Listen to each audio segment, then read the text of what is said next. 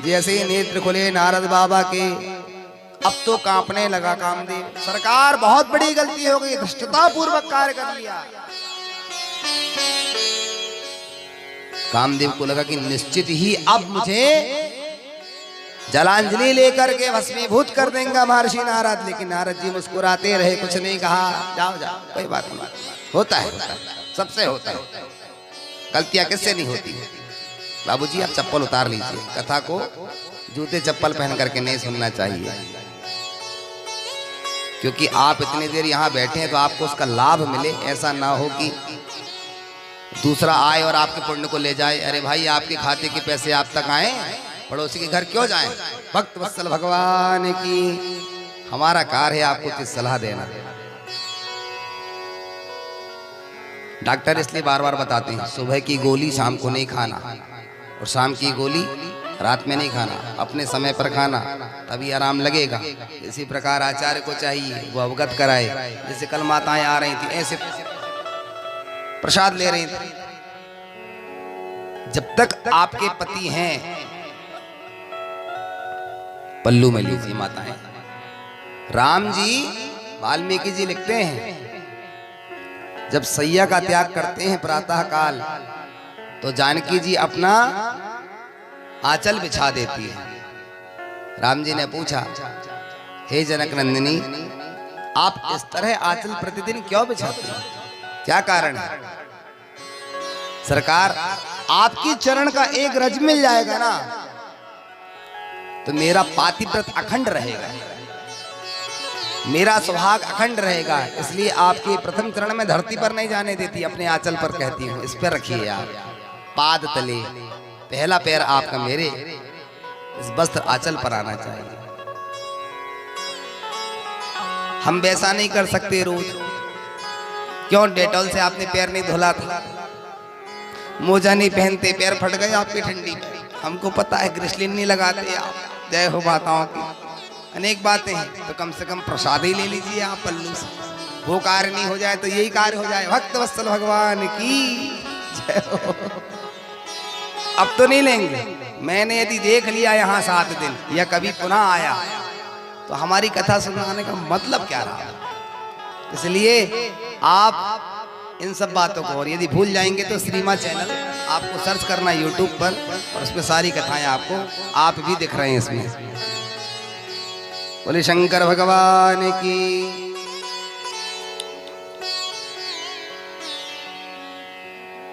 नारद जी ने कहा, जाइए, गलतियां किससे नहीं होती, सभी से होती हैं। दौड़ा दौड़ा गई कामदेव। महाराज क्षम्यताम, अद्भुत हो गया। क्या हो गया? महर्षि नारद ने कठोर तप किया। तुमने क्या किया? बोले महाराज, आज मैं पराजित हो गया।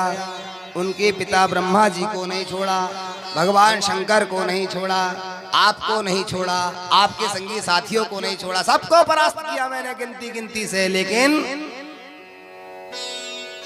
गिन गिन करके गया था, आज जब गया तो मैं स्वयं परास्त होकर के आ गया।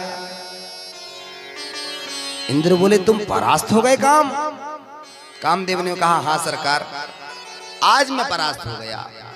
मेरी पत्नी रति खड़ी रही, मैं लज्जित होकर के आया हूं, और नहीं तो मैंने भगवान शंकर तक को हिला दिया, मैंने ब्रह्मा जी को हिला दिया। अभी कथा आएगी कुछ देर बाद, ब्रह्मा जी को किस तरह से काम ने अपने वशीभूत किया। और काम सबको वशीभूत करता है, काम से बचना सबके लिए इतना सहज नहीं है। कुछ लोग कहते हैं हम मुड़े, बाहर से मुड़ना अलग है, भीतर से मुड़ना अलग है। कई महात्माओं को आप देखते होंगे कि वो हर चौथे दिन में मुड़ मुड़ाते हैं, और वो कहते हैं हम तो रोज मुड़ते हैं, पर कंचन कामनी को उतने ही ग्रहण करते हैं। उनसे मुड़िए, तब जाकर के आप में साधुता लक्षण आएगा।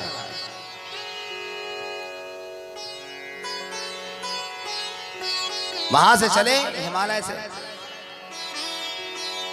भगवान शंकर की, प्रभु पाहि माम, आओ नारद विराजो। कहां से चले आ रहे हैं? बोले विशेष बात करनी थी आपसे। हाँ बताओ।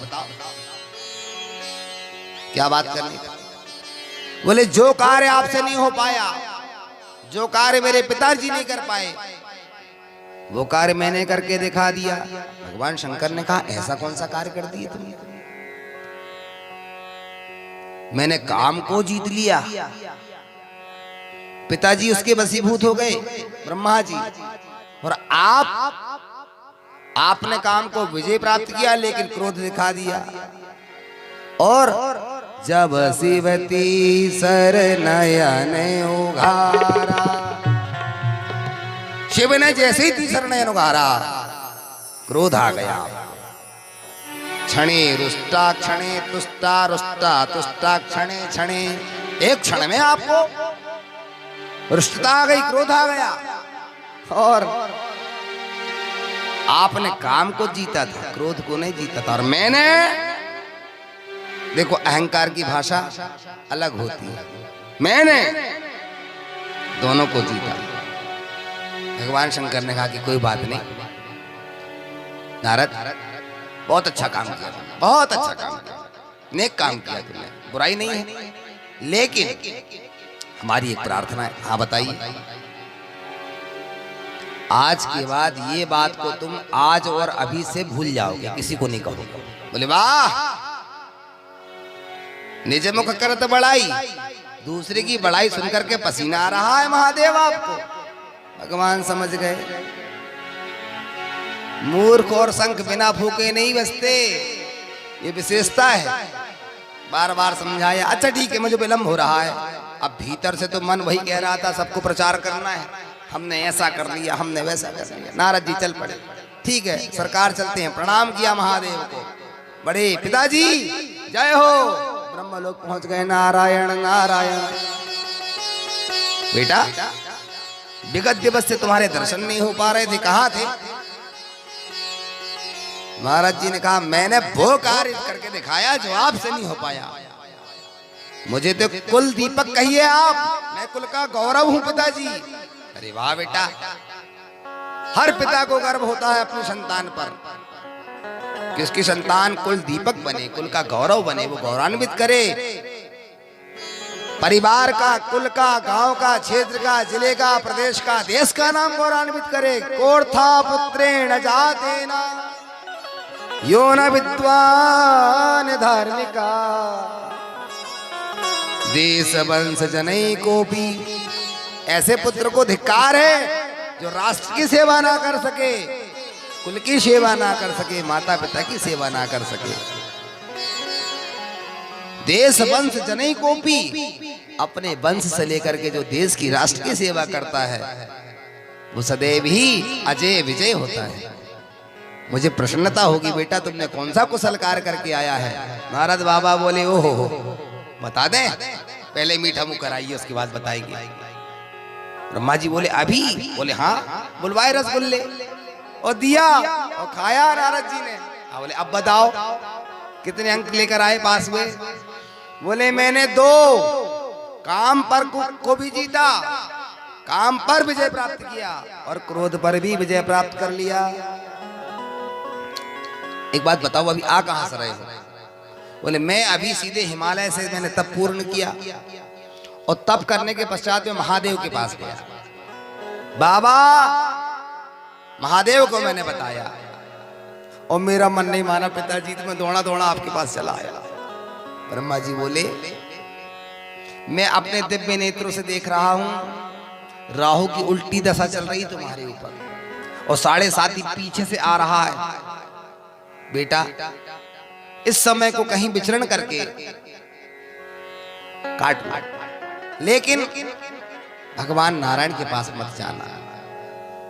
विकटा कुंठा, उस वैकुंठ में जाकर के सभी की कुंठाएं नष्ट हो जाती हैं और भगवान नारायण के समीप में जाकर के तुम ये जब सुनाओगे भगवान नारायण हंसेंगे।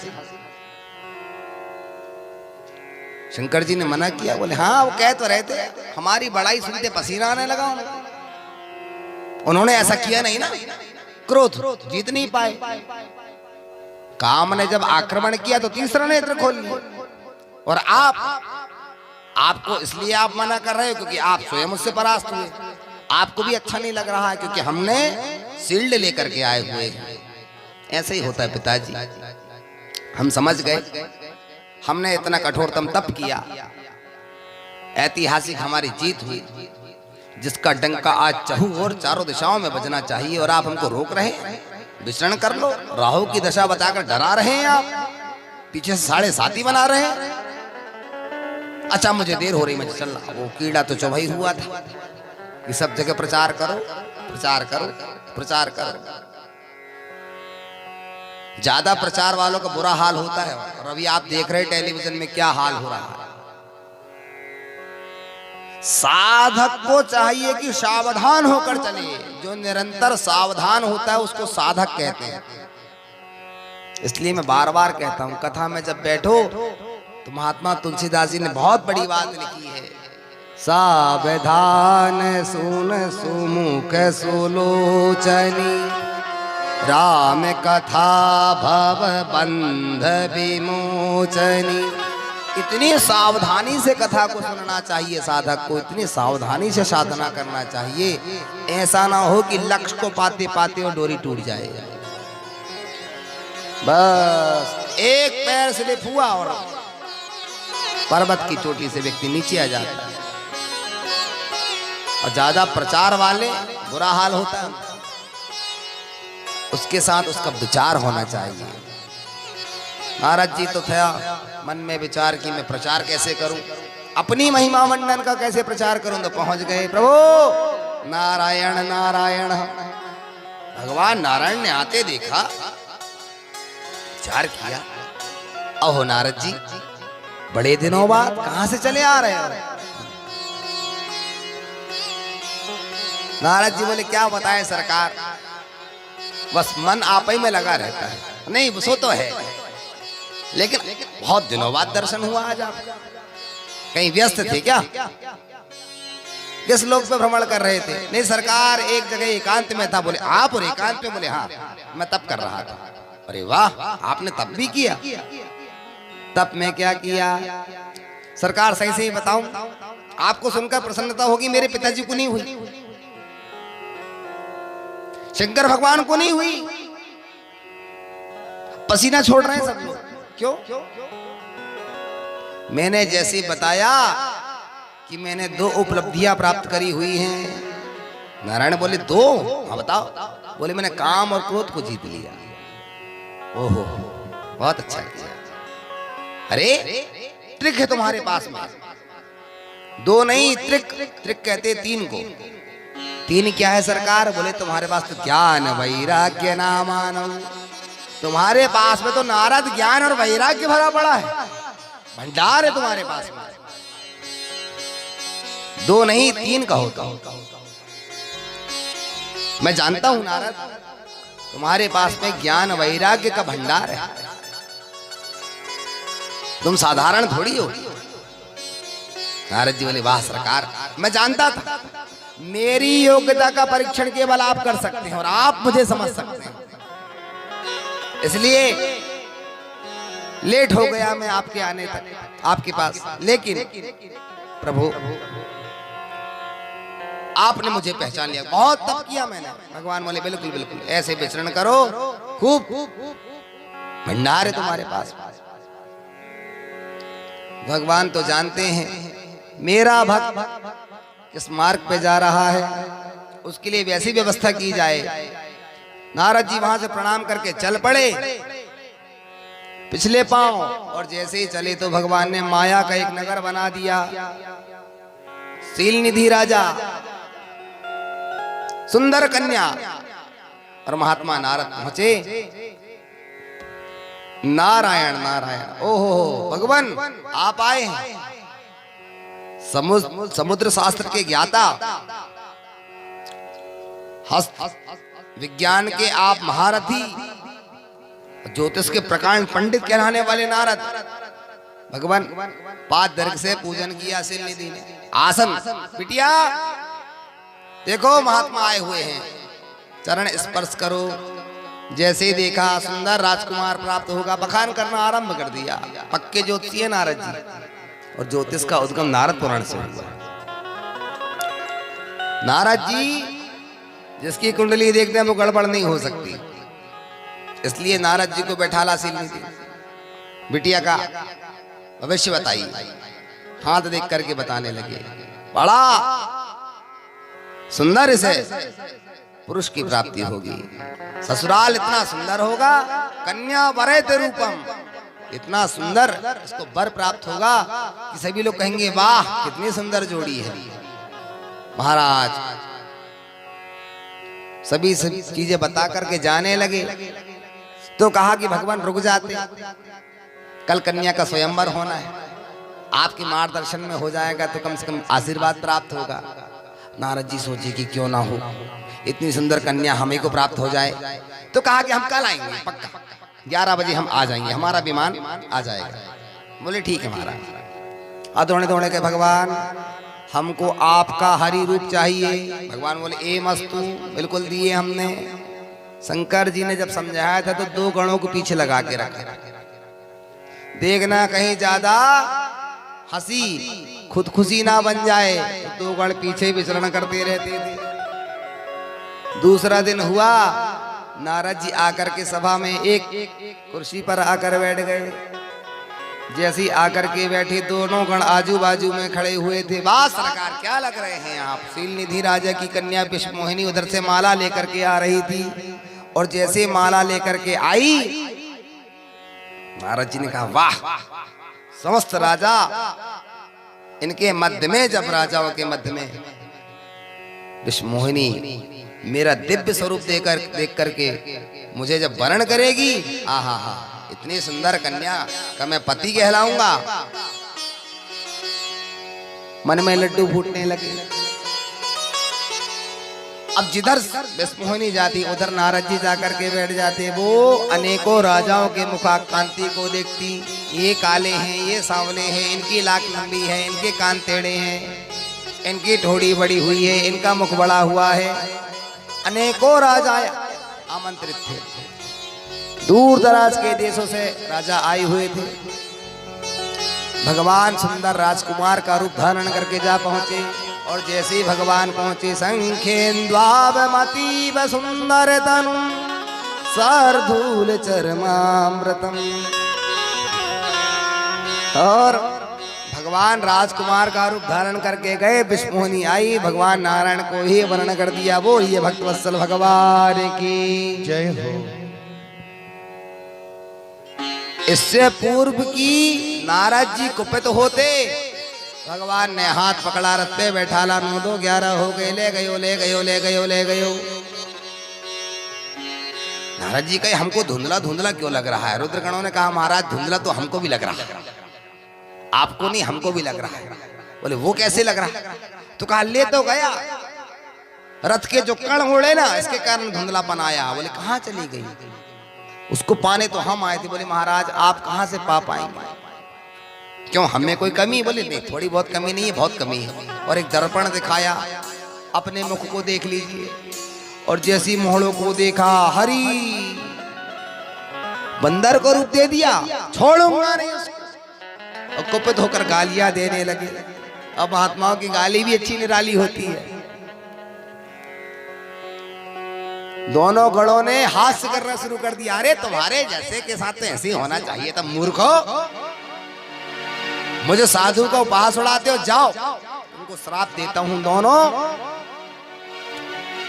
भगवान के पार्षद ना बन करके रुद्रगण थे, असुर योनि में प्राप्त हो गए। पर हमारी गलती क्या है महाराज। भगवान महादेव ने कहा था मेरे नारद को ज्वर हो गया है, कैंसर हो गया है, ये अनेकों लोगों के पास जाएगा, इसकी दवाई को अच्छी से कुटाई करके चूर्ण बना करके चटाते जाना। हम तो सेवक थे, सेवा करने आए हुए थे भगवान भोलेनाथ के कहने पर। चिंता मत करो, भगवान नारायण के द्वारा तुम्हारा उद्धार अवश्य होगा।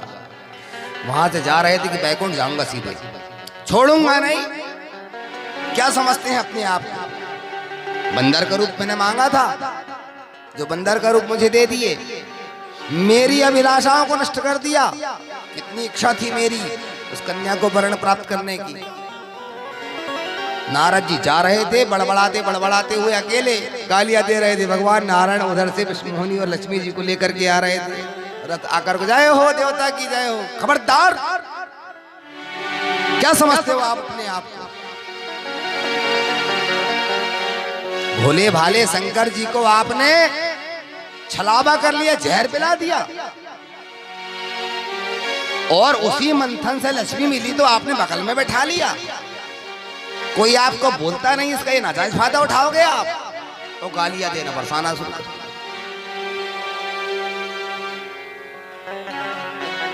जिसको नहीं उसको ठगते रहते हो। मैंने क्या अपराध किया था आपका? मैंने तो साधारण आपसे हरि रूप मांगा था, राजकुमार बनकर के आ गए आप, इस कन्या का वर्ण कर लिया आपने। मेरे हृदय में कितना विदीर्ण हो रहा है, कितना कष्ट हो रहा है। राजकुमार बनकर के ही आप आएंगे, आपकी पत्नी का हरण होगा, आपको महादारुण कष्ट होगा। मुझे आपने बानर बनाया, वो बानर ही संकट में आपकी रक्षा करेगा। भगवान बोले ए मस्तु, पत्नी का विरह स्वीकार है, बानर का सहयोग स्वीकार है। हे संत शिरोमणि, आपकी जय हो। भगवान ने एक चुटकी बजाई, क्षणार्धं क्षेमार्धम, एक क्षण में ही सारी माया नष्ट हो गई। जो देखा तो कोई विष्णुमोहिनी नहीं थी, लक्ष्मी नारायण खड़े हुए थे।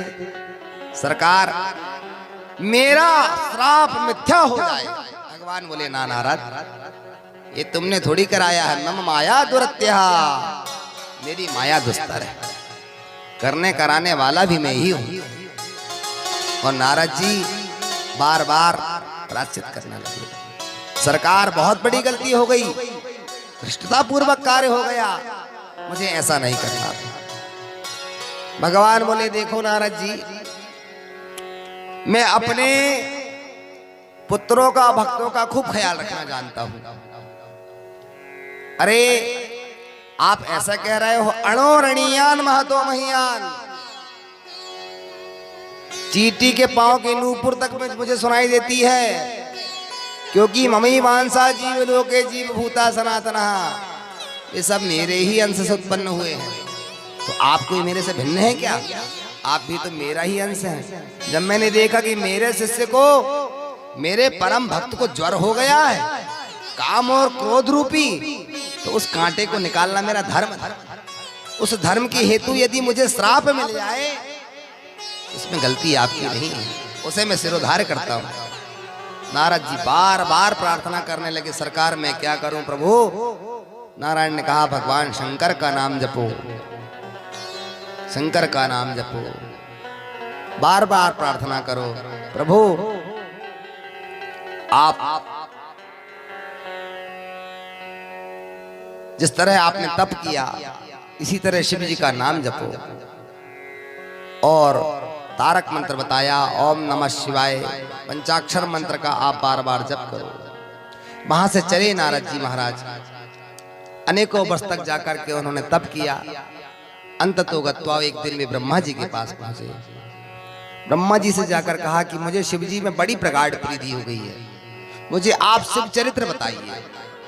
शिव जी के चरित्र क्या है, किस तरह उन्होंने विवाह किया और किस तरह उनकी संतति हुई। पिता ब्रह्मा ने सुना, देखो नारद,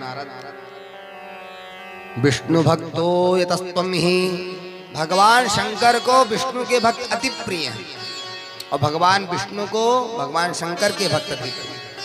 भगवान की प्रतिज्ञा है, यदि कोई विष्णु भक्त या शैव भक्त विष्णु भक्त की निंदा करता है, तो भगवान कहते हैं, शरीरम यदि निंदस्ति सहायास्ते जना मम। यदि कोई एक दूसरे के शरीर की निंदा करता है तो वो घोर अपराध करता है। शरीरम यदि निंदस्तु सहायास्ते जना मम, आत्मानां यदि निंदयन्ति स्वात्मानां निंदयन्ति ते। ईश्वर के द्वारा बनाया हुआ ये विभिन्न प्रकार से स्वरूप, ये शरीर, ये दशरथ 10 इंद्रियों का रथ है, और इसमें यदि हम एक दूसरे को देख करके हास्य परिहास्य करते हैं तो उसका पतन होता है। कोई लंगड़ करके चलता है तो उसको उसका उपहास मत उड़ाओ। कोई तिरछा देखता है तो उसका उपहास मत उड़ाओ, कोई काला है तो उसका उपहास मत उड़ाओ, और नहीं तो वही बनकर के आपको भी भोगना पड़ेगा। आत्मानाम यदि निंदन्ति स्वात्मानाम निंदन्ति दे, क्योंकि सबके भीतर मुझ परमात्मा की ही वह आत्मा सूक्ष्म रूप से विद्यमान होती है। इसलिए मुझे सब प्यारे हैं, अणोरणीयान महतो महीयान, छोटे से छोटा और बड़े से बड़ा, सब मुझे प्यारे हैं। प्रभु मैं जानना चाहता हूं किस तरह से कामाजयम निजम मखा गर्भितो भून्मुनीश्वरः,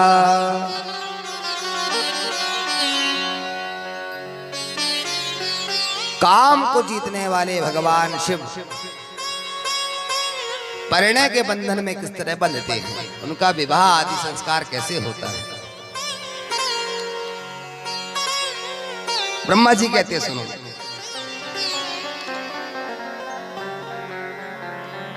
भगवान भोलेनाथ जैसा कोई देवता नहीं है, देवों के देव हैं वे। पश्य नारद रूपम ही विष्णुर विमहोत्तमम।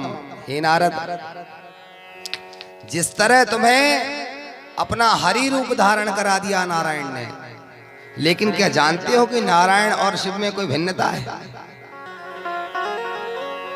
शिवस्य हृदयं विष्णो, विष्णोस्य हृदयं शिवः। शिव के हृदय में विष्णु रहते हैं और विष्णु के हृदय में शिव रहते हैं। वे एक दूसरे के पूरक हैं नारद। इसलिए तुम्हें चाहिए कि तुम शिव शिव मंत्र का जाप करो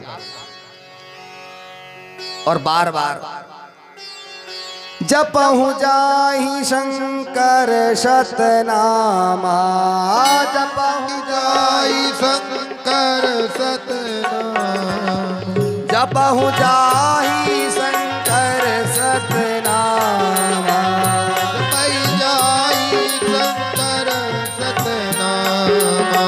ओ हरि हृदय तुरत विश्रामा,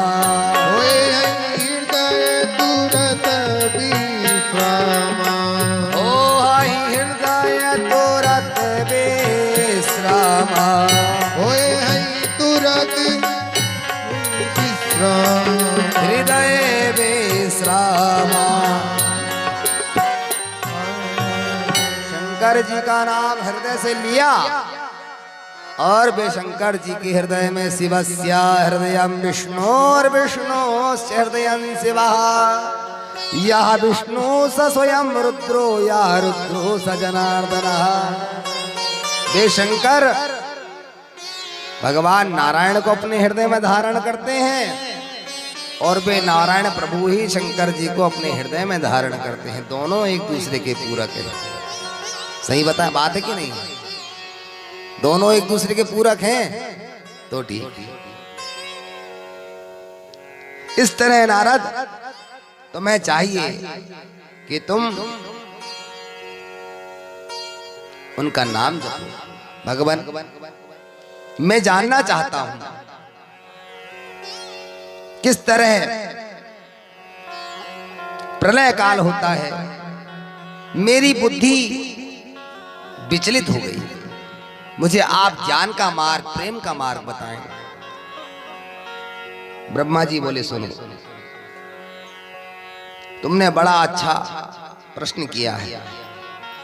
जब संसार प्रलय रूपी दग्ध में जल जाता है, जब कुछ दिखाई नहीं पड़ता है, उस काल में भगवान शिव ही अपने स्वरूप में विद्वान होकर के और सत्य स्वरूप, ज्ञान स्वरूप, अनंत परमानंद, परम ज्योति स्वरूप, अप्रमेय, आधार रहित, निर्विकार, निराकार, निर्गुण, योगी गम्य, सर्वव्यापी,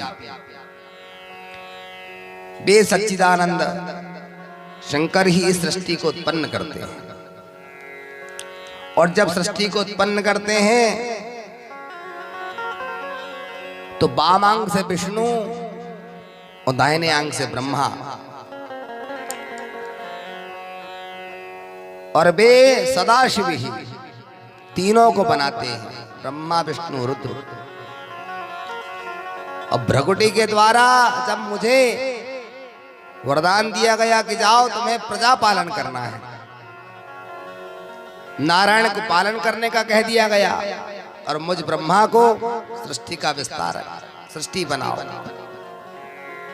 मैंने अनेक प्रकार की सृष्टि करनी चाहिए,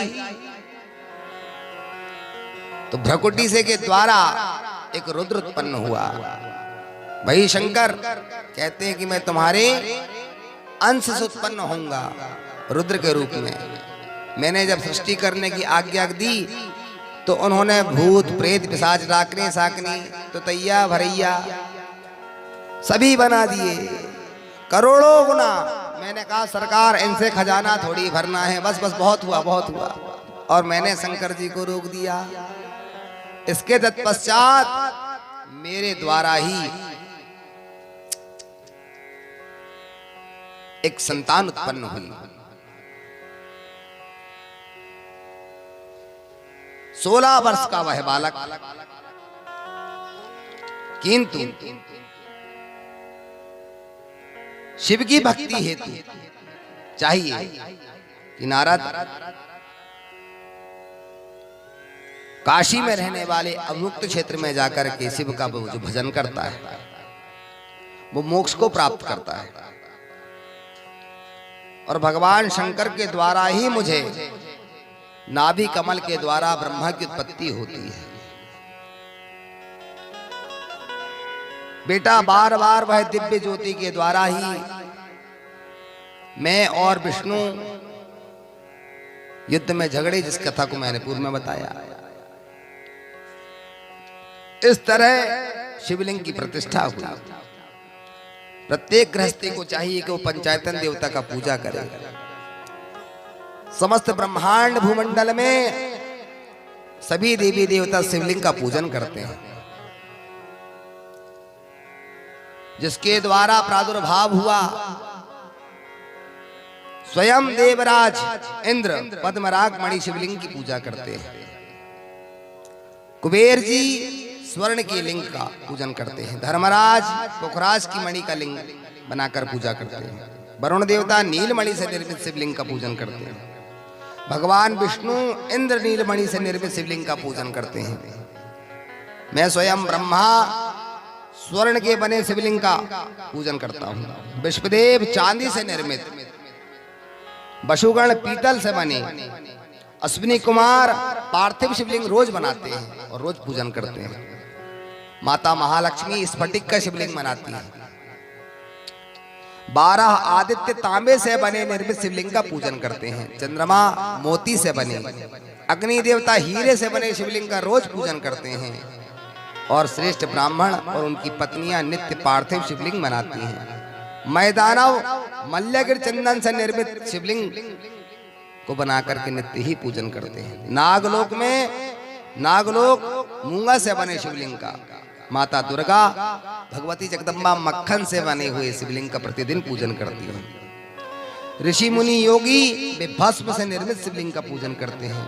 यक्ष देवता दही से बने निर्मित शिवलिंग का पूजन करते हैं। सूर्य पत्नी छाया वे चावल के आटे से बने शिवलिंग का पूजन करती हैं। ब्रह्माणी रत्न से निर्मित और बाणासुर रस कहते पारद को, पारद के शिवलिंग का पूजन करते हैं रोज बाणासुर। और बाणासुर अनन्य भक्त हुआ, इसकी कथा आएगी षष्ठम दिवस। वो नित्य प्रति पारद के शिवलिंग का पूजन करते हैं। इस तरह प्रत्येक व्यक्ति को चाहिए कि वो शिवलिंग की प्राण प्रतिष्ठा करे और उसका नित्य प्रति पूजन करे।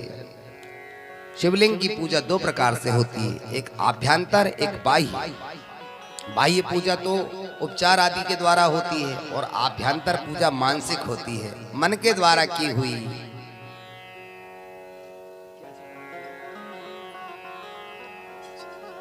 देखेंगे कल मानस पूजा, भगवान शंकर की एक मानस पूजा होती है। कुछ नहीं है, पास में बैठ जाइए। लिंग परंपरा के लोग, कुछ लोगों को आपने देखा हुआ तीर्थ यात्राओं में जब आप जाते हैं तो शिवलिंग को गले में लटका करके घूमते हैं, बाण लिंग।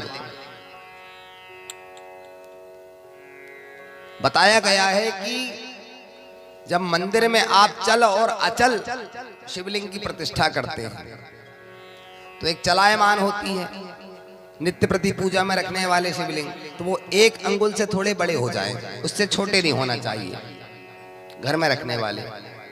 और मूर्ति स्थापना करते समय कम से कम 12 अंगुल, इससे यदि छोटे होते हैं तो उसका फल न्यून हो जाता है, कम हो जाता है। इसलिए शिवलिंग कम से कम 12 अंगुल, ये ध्यान रखना।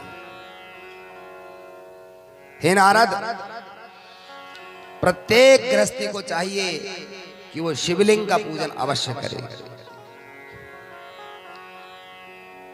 एक कांपिल्य नामक नगर था जहां सौम्याजी नामक एक ब्राह्मण रहते थे जिनका नाम था यज्ञदत्त दीक्षित। बड़े प्रतापी राजा,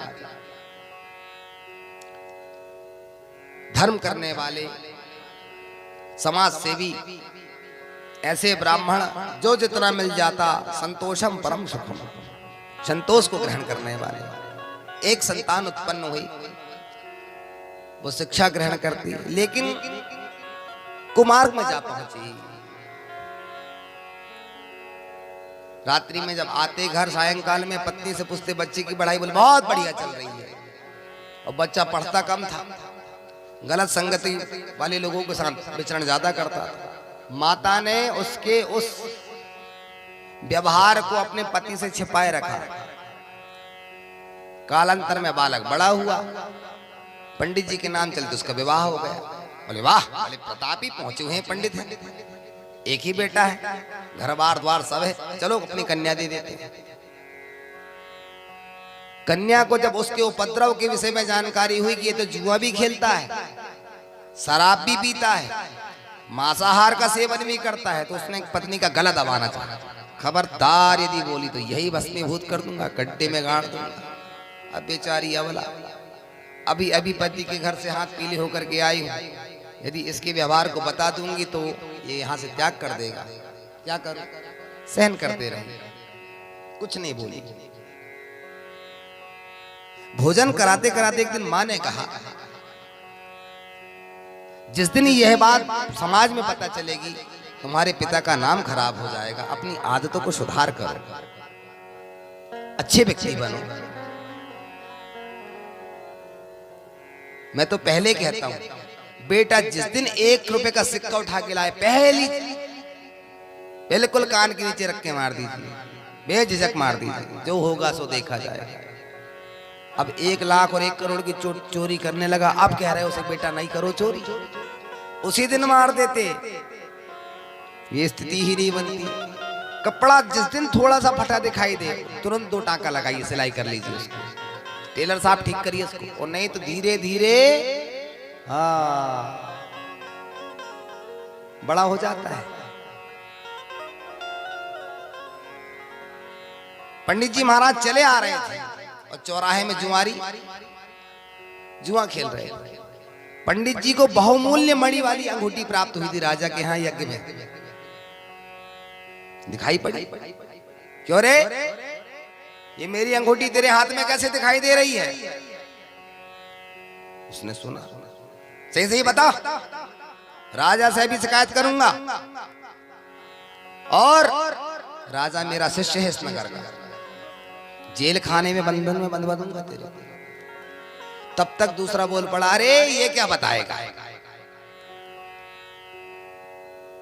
मेरे पास में आपकी पत्नी को दी हुई गोटेदार साड़ी मेरे पास में रखी हुई है। तब तक तीसरा बोल पड़ा, अरे इसके पास तो केवल साड़ी है, इसके पास अंगूठी है, मेरे पास में तो घर की सिलाई मशीन रखी है।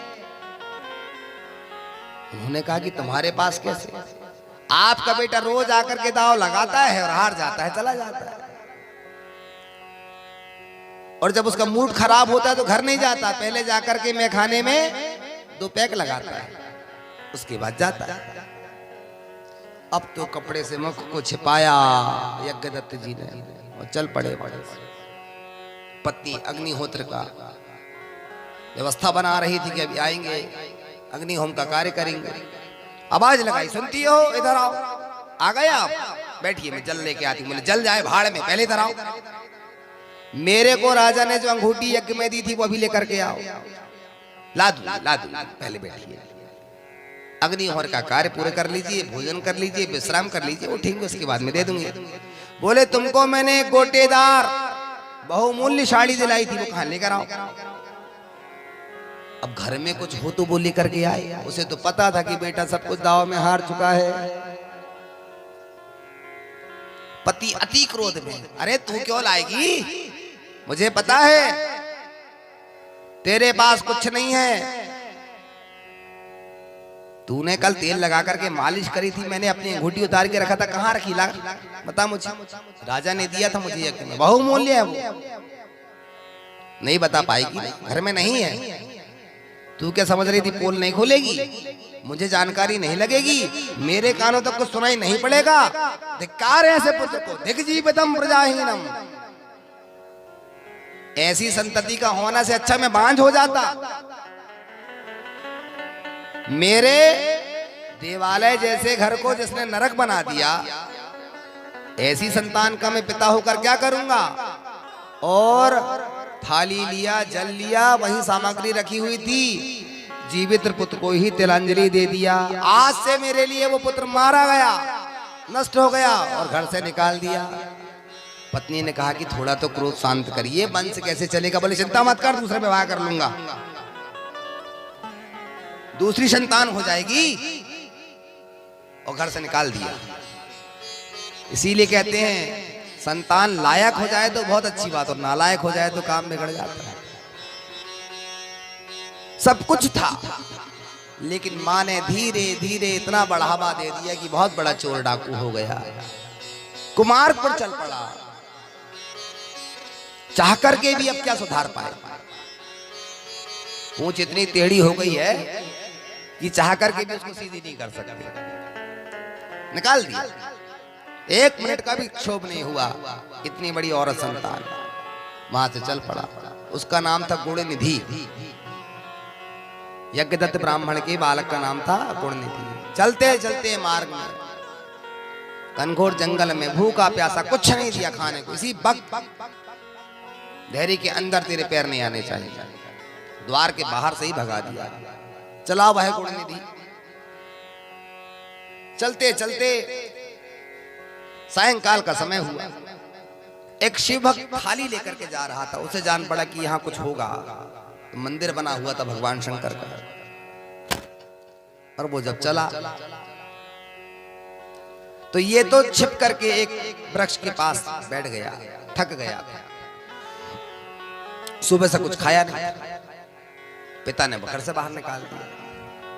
वो गया, उसने जाकर के आरती पूजन किया। और भी कुछ लोग मंदिर में ठहरे हुए थे, उन्होंने खूब आरती पूजन किया, कुछ देर कीर्तन किया और सभी विश्राम करने लगे, सो गए। जब सो गए तो ये धीरे दबे पांव गया चोरों के भांति, और शिवलिंग के पास में जितने भी फल फूल मिठाइयां चढ़ी हुई थी उठा करके इसने मुंह में दबाया। इतने में देखा कि कुछ समझ नहीं आ रहा है, क्योंकि मंदिर के भीतर जो दीपक जल रहा था उसकी बत्ती कमजोर हो गई थी। इसने अपनी धोती को फाड़ा, बत्ती बनाया और उसे प्रज्वलित किया तो प्रकाश तेज हो गया गर्भगृह में। इससे सब दिखाई देने लगा। ओहो हो, इतने सारे फल, इतनी सारी मिठाइयां चढ़ी हुई हैं। और हाथ में लेकर कुछ मुख में दबा करके और चोरों के भांति ये भागने लगा। तो जो लोग सोए हुए थे, एक के पांव के ऊपर इसका पांव चला गया, खुंद गया। और जैसे ही इसने पांव रखा उसकी नींद खुली। अरे बोले चोर चोर चोर चोर, सारे उठ गए। इतना मारा उसने, इतना समझाया मेरी बात को सुनो, किसी ने बात को नहीं सुना और वहीं मर गया। गुणनिधि को सारे शिव भक्तों ने वहीं मार दिया। यम के दूत आ पहुंचे। चलो रख लो ऐसे। विमान में ले जाने लगे। जैसे ही ले जाने लगे शिव के दूत आ पहुंचे। खबरदार, ये भगवान शिव का परम भक्त है। महाराज गलतफहमी हो गई आप, बड़ा दुराचारी है, पापाचारी है। जीवन पर्यंत के विशुद्धंति बदल तुमह्यम, कभी आज नहीं, कभी उसने पुण्य कर्म नहीं किया, सदैव ही पाप कर्म में लिप्त रहा। और आप कहते हैं कि ये शिव जी का भक्त है। अरे बोले तुमको पूरा ज्ञान नहीं है। ये भीतर गया, इसने जाकर के महादेव की उस दिव्य आभा प्रभा में जैसे ही प्रकाश कम हुआ तो इसने अपने वस्त्र की बाती बना करके दिव्य प्रकाश दीप दान कर दिया। आज जानते हो क्या है? बोले आज चतुर्दशी है, आज शिवरात्रि है। दिन भर से इसने कुछ नहीं खाया, पूरा शिवरात्रि का व्रत कर लिया, पर भगवान इसने कुछ खाया थोड़ी। बोले गलत, इसने जिलहरी पर जो फल और प्रसाद चढ़ा हुआ था वह इसके मुख से भीतर चला गया, इसलिए ये शिवधाम जाएगा। सारी बातों का खंडन कर दिया और गुणनिधि को उन्होंने विमान पे बैठा लिया। गुणनिधि विमान पर बैठे और शिवधाम जाने लगी। हम तो कहा टाटा, अब हम चले और शिवधाम चल पड़े। बोले शंकर भगवान की। ऐसा होता है, एक बार को इस कथा को सुन ले, एक बार शिव का नाम कोई जप ले, जिह्वाय बसते यस्या शिवस्य अक्षरद्वयम, जिसकी जिह्वा के अग्रभाग में शिवा ये दो अक्षर होते हैं। भगवान शंकर कहते हैं मैं उसको अपना सायुज्य लोक दे देता हूं। शिवा दो अक्षर। इसने तो दीपदान किया, व्रत किया, पहुंचा। क्या किया था तुमने? पार्षद ने बताया सरकार आपका अनन्य भक्त है, पक्का चेला है आपका। हाँ, ठोक बजा करके हमने पहले देख लिया। शिव जी बोले ठीक, जाओ, हम तुमको कलिंग देश का राजा बनाते हैं। कालांतर में तुम अपने पुण्य का भोग करके कलयुग में जन्मोगे। और कलिंग किसको कहते हैं? जगन्नाथपुरी को। कलिंग देश में जाओगे तुम, वहां जाकर के उत्कल क्षेत्र में जाकर के तुम दम्मराम के राजा होगे। ये राजा बना जगन्नाथपुरी का, घोषणा करवा दी आज के बाद कोई भी व्यक्ति अपने घर से ऐसा ना हो जो प्रतिदिन जाकर के शिवालय में जाकर के पूजन ना करे, दीप का दान ना करे, आरती पूजा ना करे। और जिसने ऐसा नहीं किया मैं उसको मृत्यु तुल्य दंड दूंगा, उसे क्षण फांसी पर लटका दूंगा। आप जितनी प्रजाति सब जाए।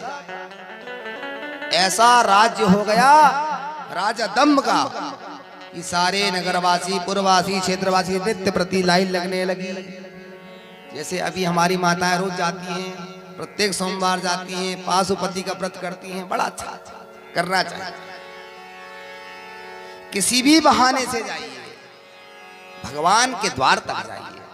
मैंने कई घरों में देखा, सावन के महीने में गुरुजी अभिषेक कराएंगे, अब आई मूर्ति निकल करके देखा तो पूरी काली, और दूध दही में जब करे तो हो गई पूरी गोरी। माता जी कब से? बोले 8 महीने बाद नहाई भगवान ने। आज मैंने कहा जय हो। कम से कम भगवान के द्वार पे अब जाने तो लगे लोग। इसी बहाने भगवान की कम से कम सेवा तो होने लगे। जीमी प्रतिलाभ लोभ अधिकाई। जीव इतना लोभी है सरकार, जब तक उसको लोभ ना दिखाओ, लाभ का लालच ना दिखाओ, तब तक नहीं जाएगा। बोले हम क्यों जाएं, घुटने क्यों तोड़े, क्यों कथा सुने जाकर के, हमें क्या मिल जाएगा? फिर उसको बताओ कि वहां रसगुल्ले और लड्डू लाए गौतम सर ने जाकर के। अच्छा मिलेंगे क्या? बोले दो। बोलिए भक्तवत्सल भगवान की जय। राजा दम्भ ने घोषणा करा दी। अंततो गत्वा जब पूर्ण समय हुआ, शरीर छूटा, शिवधाम पहुंचा। राजन, तुमने मेरी आज्ञा के अनुसार मेरी खूब भक्ति करी, मैं अति प्रसन्न हूं। तुम्हें मैं खजांची बनाता हूं, अगले जन्म में तुम कुबेर बनोगे। तुमने इतना दीपदान किया हुआ है, इसलिए रविवार को फाल्गुनी नक्षत्र में और चित्रा नक्षत्र में व्यक्ति को विशेष करके शिव का अभिषेक कराना चाहिए, विशेष करके पूजन करनी चाहिए। शिव जी का व्रत तो करना ही करना चाहिए। चतुर्दशी को, प्रत्येक मास की शिवरात्रि आती है, चतुर्दशी को शिवरात्रि कहते हैं।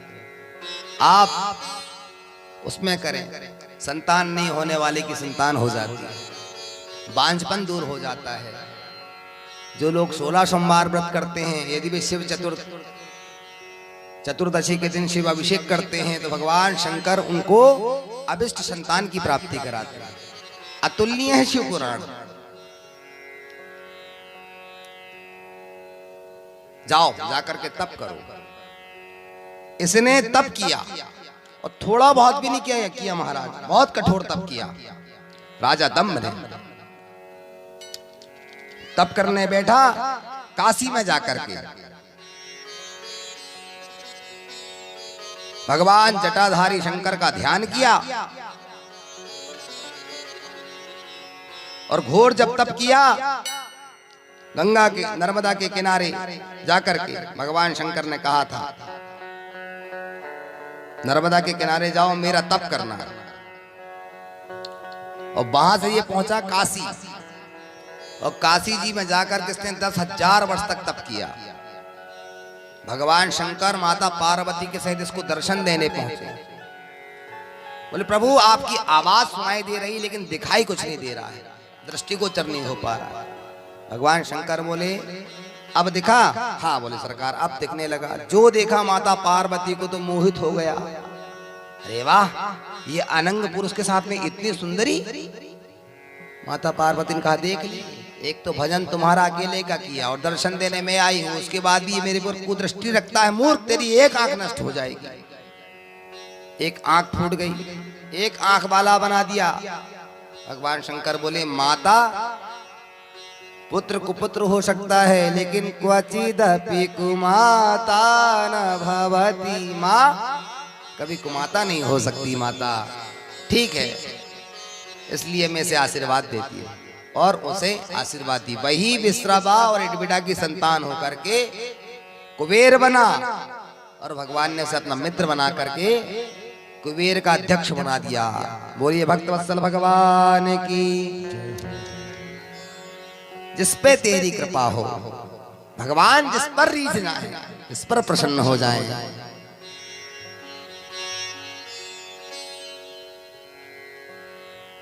परिवार मेरा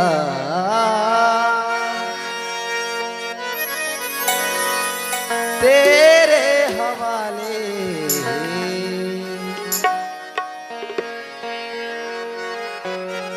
इसलिए मैं कहता हूं सब कुछ उस पर छोड़ दीजिए आप। क्यों? सुनिए। परिवार मेरा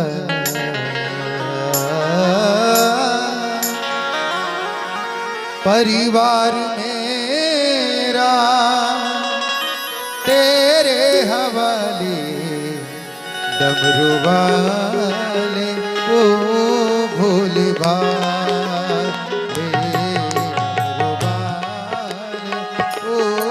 डमरू वाले ओ डमरू वाले, ओ डमरू वाले, परिवार मेरा परिवार मेरा तेरे हवाले, डमरू वाले ओ भोले बाले, डमरू वाले ओ भोले बाले। जय हो।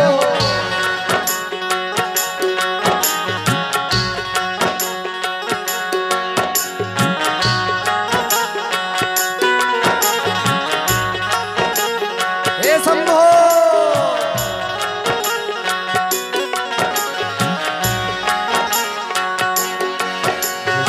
तेरी नजर हो उसको कैसा डर हो, जिसके तेरी नजर हो उसको कैसा डर हो, जिसके तेरी नजर हो उसको फिर कैसा डर हो, जिसके नजर हो उसको क्या बात। डर हो, जिसके तेरी नजर हो उसको फिर कैसा डर हो।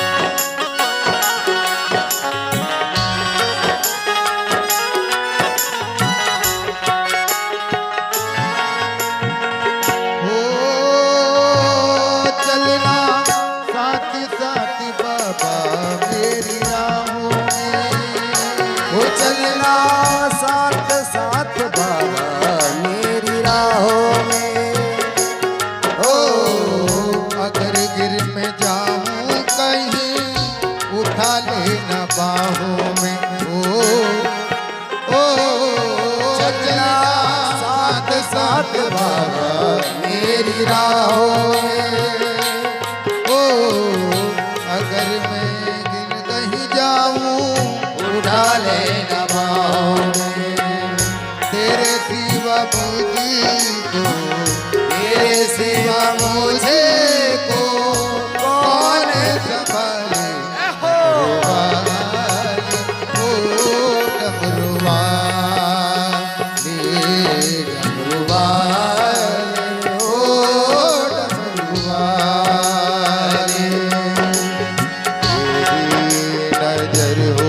उसको फिर कैसा डर हो। जिस पे तेरी नजर हो उसको फिर कैसा डर हो।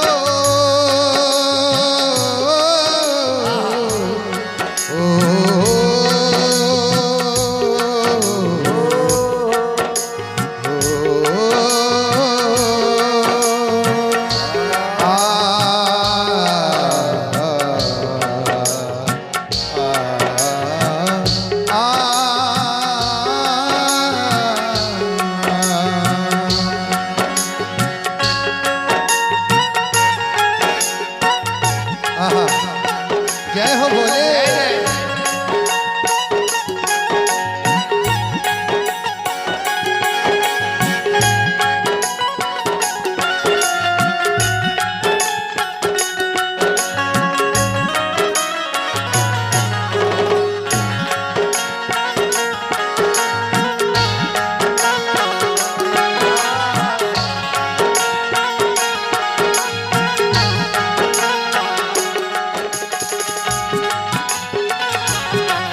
जैसे बनमाना के हीरा रे झूमे ऐसे। जैसे बनमाना के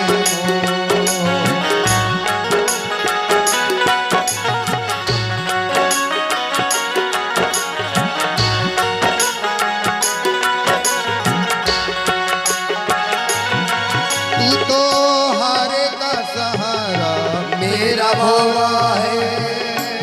ओ एक में अकेला बेधड़क और लाडू काम है। ओ तू तो हारे का सहारा मेरा बाबा है। ओ एक में अकेला बेधड़क और लाडू काम है। जरा हाथ आकर जरा हाथ आकर मेरा बटा ले डमरू वाले। ओ डमरू वाले डमरू वाले ओ डमरू वाले। जिसपे तेरी नजर हो उसको फिर कैसा डर हो।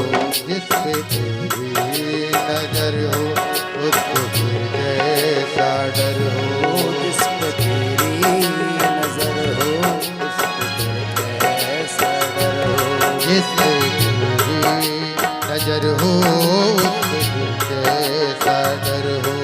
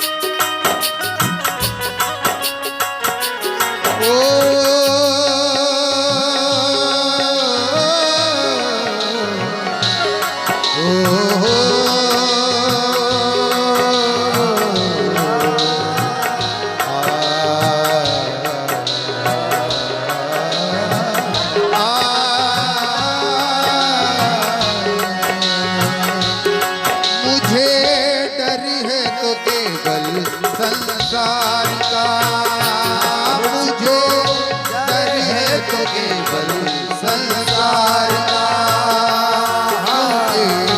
हमारे सर पे बोझ परिवार का। ओ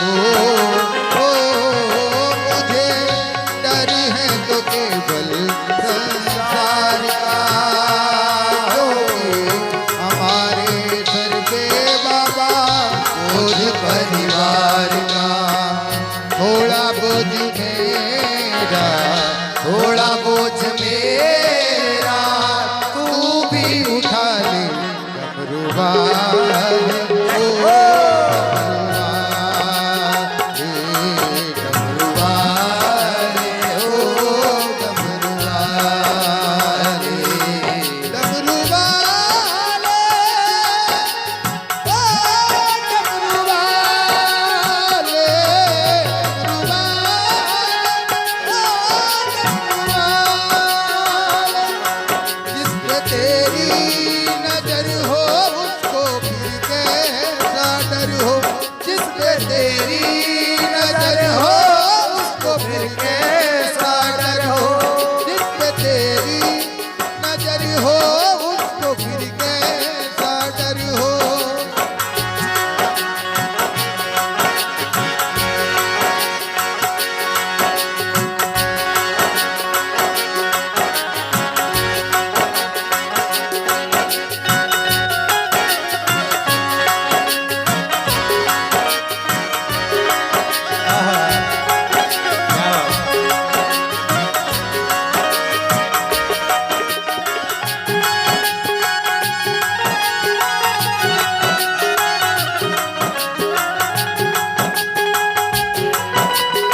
जय हो प्यारे।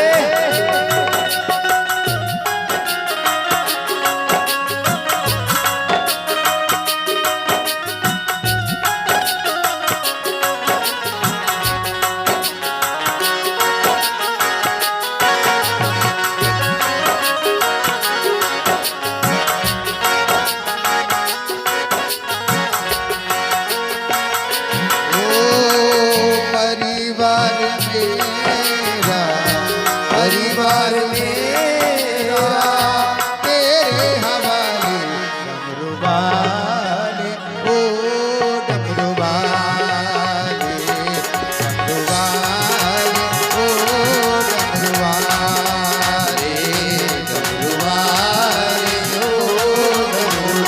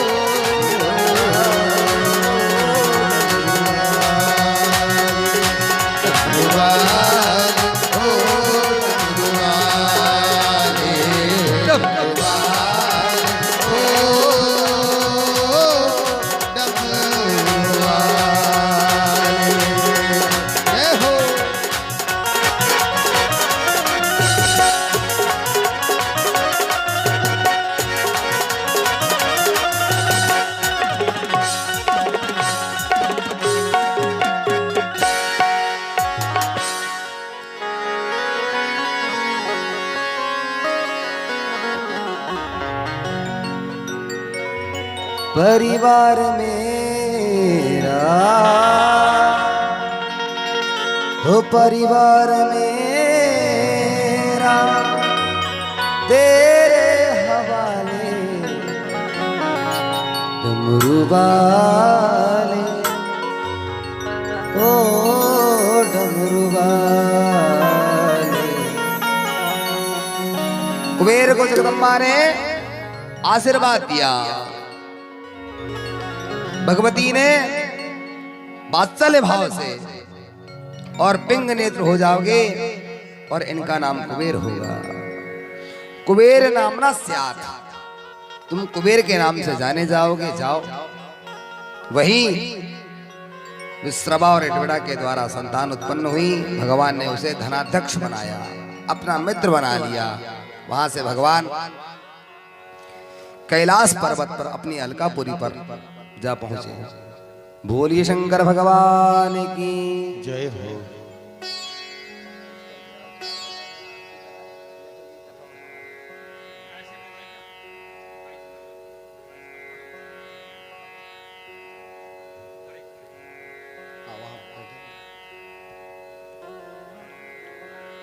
इसलिए तो है मोहिनाते अनेक, ईश्वर सब कुछ प्रदान करने वाला है।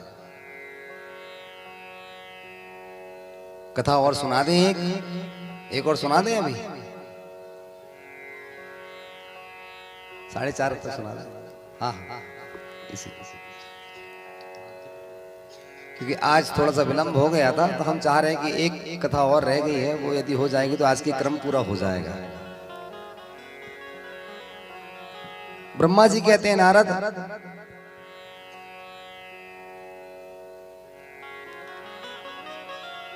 एक बार मुझसे एक संतान उत्पन्न हुई और एक सुंदर पुत्र उत्पन्न हुआ, क्योंकि मुझे सृष्टि का निरूपण करना था। उस पुत्र की कांति को देख करके सभी व्यामोहित हो जाते। इतना सुंदर वह पुत्र, अनेकों उसके नाम रखे गए। जो भी देखता उसका मन उस पर मथ जाता, इसलिए उसका नाम पड़ा मनमथ। उसी का नाम हुआ कामदेव, जो मेरी संतान हुआ। मैंने उसे 5 बाण दिया, हर्षण, रोचन, मारण, मोचन और शोषण। उसका अपना एक मित्र बनाया जिसका नाम हुआ वसंत, और उसका विवाह आगे होगा। मैंने कहा कि जाओ तुम जाकर के और सभी को कामा सकते हो। अब उसकी दृष्टि में कोई और तो दिखाई नहीं दिया, मैं ही दिखाई दिया। उसने पहला बाण मेरे ऊपर ही चला दिया। ओहो पिताजी, और कोई नहीं मिला? बोले हाँ भी प्रैक्टिकल। उसने कहा कि किस पर प्रैक्टिकल करे? बोले पिताजी पे ही कर दो। तो जो कन्या उत्पन्न हुई थी उसका नाम था संध्या देवी। मैंने देखा और अपनी बेटी को देखकर ही मैं विकार युक्त हो गया। जब चारों कुमारों को पता चला तो वो बहुत लज्जित हुए, बहुत सुनाई उन्होंने मुझे। धिक्कार है आपका, कैसे पिता हैं आप? अपनी संतान की ओर देख करके विकार आ गया। केवल आया था, ऐसा कुछ किया नहीं उन्होंने, लेकिन चूंकि काम ने इधर से बाण चला दिया तो वो प्रकट हो गया। अंधेरे कमरे में बैठे हुए व्यक्ति को यदि स्विच चालू कर दोगे तो क्या होगा? बल्ब चालू हो जाएगा, प्रकाश हो गया। काम रूपी स्विच आपने चालू किया, ऑन, और ऑन होते वो दिखने लगे। ग्रसित हो गए ब्रह्मा जी। भगवान शंकर आए, शर्म नहीं आती आपको? बुला भरा, बहुत बुरा सुनाए। क्या कर, लज्जित हो गए, मुख नीचे हो गया। कामदेव किसी को नहीं छोड़े, कोई नहीं मिला तो पिता ब्रह्मा जी को नहीं छोड़ा। और पिता ब्रह्मा ने कहा था, बेटा मैं तुमको ऐसा आशीर्वाद देता हूं, सोमो रुद्रा वही भूत्वा कारिणी लीलाम परम प्रभो स्वाविवाहे विकाराधि मम नत्वम विष्णु। ना तुम्हारा काम को विष्णु रोक पाएंगे और ना मैं रोक पाऊंगा। तुम हर घर में, हर शरीर में जाके प्रवेश कर पाओगे। गलती मेरे से यही होगी, और इतनी गलती मैंने किया, उसको वरदान दिया और उसने पहला टेस्ट मेरे ऊपर ही ले लिया। फिर क्या हुआ? नारद जी बोले, जब उस काम ने मेरे ऊपर प्रभाव डाला और भगवान शंकर कुपित हो गए, कुमार कुपित हो गए, तो मैं बहुत लज्जित हुआ। क्या करना चाहिए, मैं कैसे प्रायश्चित करूं। हे भगवान, क्या भगवान शंकर को भी कामत ज्वर उत्पन्न हुआ? ब्रह्मा जी बोले देखो नारद, हमने ही पहुंचाया था एक बार तो। और महाराज ये हर्षण, पहला बाण छोड़ता है काम हर्षण करने का, अपनी ओर आकर्षित करने का, और पांचवा बाण है मारण। पहले तो देख करके आपको प्रेम जागृत करा देगा, पांचों इंद्रियों से काम अपना कार्य करता है,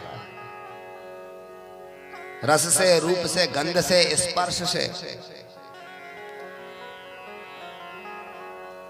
एक राजा की कन्या थी, बड़ी सुंदर थी। नगर में सफाई वाला आता था, प्रातः काल वो सफाई करे और राजा की कन्या अटारी पर दिख जाए या मंदिर आए और वो सफाई करता उसको देख ले। उसने देख लिया, वो व्यामोहित हो गया। राजा की कन्या को देख करके वो सफाई करने वाला कर्मचारी प्रेम कर बैठा, व्यामोहित हो गया उसकी दिव्य आभा प्रभाव पे। बात छुपती नहीं।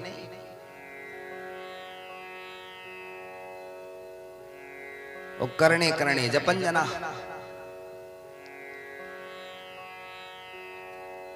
खैर खून खांसी खुशी चाहकर के भी आप इसे यदि छिपाना चाहें तो छिप नहीं पाती। कुछ दिनों बाद राजा के कानों में ये बात पहुंची कि हमारे ही राज्य का कर्मचारी, वो भी सफाई कर्मी, और हमारी कन्या पर व्यामोहित हो गया। वैद्य को बुलाया, जाओ ऐसी जहर की गोली बनाओ कि एक बार खाते ही वो मरणासन हो जाए, उसे क्षण मर जाए। ठीक है महाराज। वैद्यो गुरुश्च मंत्रिश्च,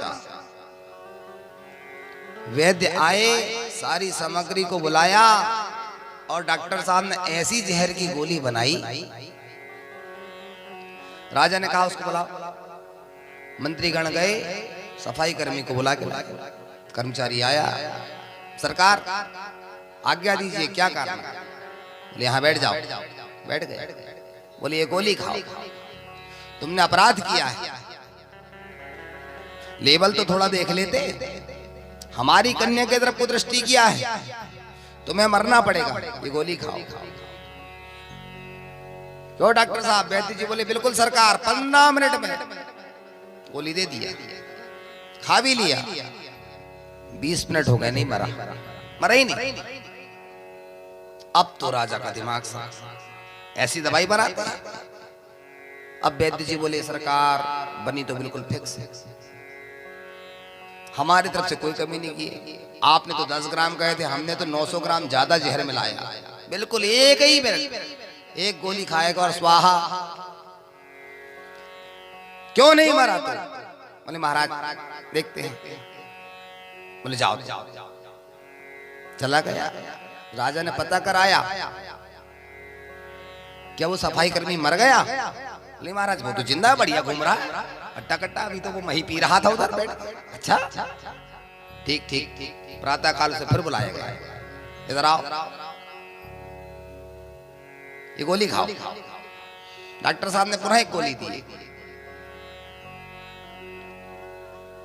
क्रमशः 30 दिनों तक उसे 30 गोली खिलाई गई। कितनी? 30 दिन लग गए। रोज बुलाते, रोज उसे एक गोली देती, बिल्कुल लो औषधि ले लो, और वो आता और एक गोली खा लेता। अब तो जब 30 दिन बीत गए तो राजा के सब्र के पुल का बांध टूटते जा रहा था। उसने वैद्य को बुलाया, क्या करते हो इस तरह से? महाराज मैं क्षमा चाहता हूं, मेरे तरफ से कितनी सी भी कमी नहीं हुई। मैंने बहुयात्मक संख्या में अधिक से अधिक जहर मिलाया और ऐसी गोली तैयार करी, फिर आज तक क्यों नहीं मरा? 30 दिन हो गए उसे। बोले महाराज फिर तो रोगी की पूरी फाइल चेक करना पड़ेगा, हमको टेस्ट करना पड़ेगा, यूरिन टेस्ट, ब्लड टेस्ट, हाँ सारे टेस्ट लेने पड़ेंगे, फिर देखेंगे हम। उनने पूरी कुंडली बुलाई उसकी, कहाँ पैदा हुआ, क्या करता है, कैसा है। मंत्री ने बताया वैद्य जी असली कारण तो ये है। वैद्य ने सुबह बुलाया, महाराज रोगी का निदान मिल गया, कल मर जाएगा। बोले पक्का? बोले बिल्कुल, पर एक शर्त। हाँ बताओ। बोले आपकी कन्या को एक बार उसके सामने लाना पड़ेगा। क्या बात करते हो? उस तुच्छ आदमी के सामने हमारी राजकन्या आएगी? महाराज केस ही कुछ क्रिटिकल है, आप समझा करो। केस ऐसा नहीं होता तो हम क्यों बोला? आप चाहते हो उसको दंड मिले? बोले बिल्कुल। बोले बस एक क्षण उसने कन्या को देखा और वो भस्मीभूत होकर के राख का ढेर बन जाएगा। राजा बोले ऐसा नहीं हो। बोले महाराज एक काम कर रहे हैं, एक गोली आप हमको दे दें। और क्या बोले?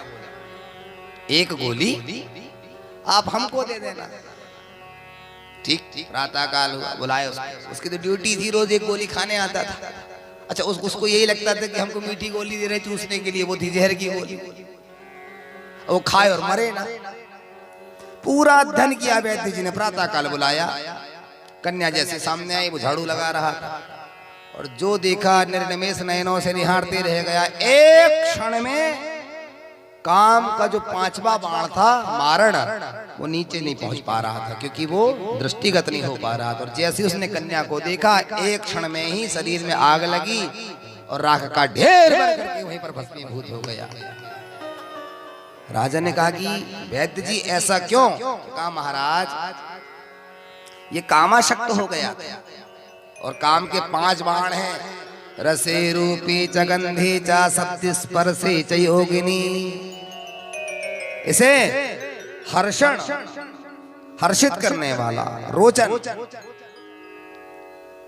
और मोहन और शोषण, ये 4 तो लागू हो चुके थे लेकिन एक रुका हुआ था। अब मारण, वो चल नहीं पा रहा था। और प्रेम में अंतिम गति वही होती है। बोले अमुक व्यक्ति की अमुक व्यक्ति के साथ शादी हो गई, नहीं हो पाया तो लड़के ने जहर खा के शरीर छोड़ दिया। कितने केस सुनते हैं? ये कामा शक्ति का ही कारण है, नष्ट हो गया। ब्रह्मा जी ने उसे 5 बाण दिए थे, वो भस्मीभूत हुआ।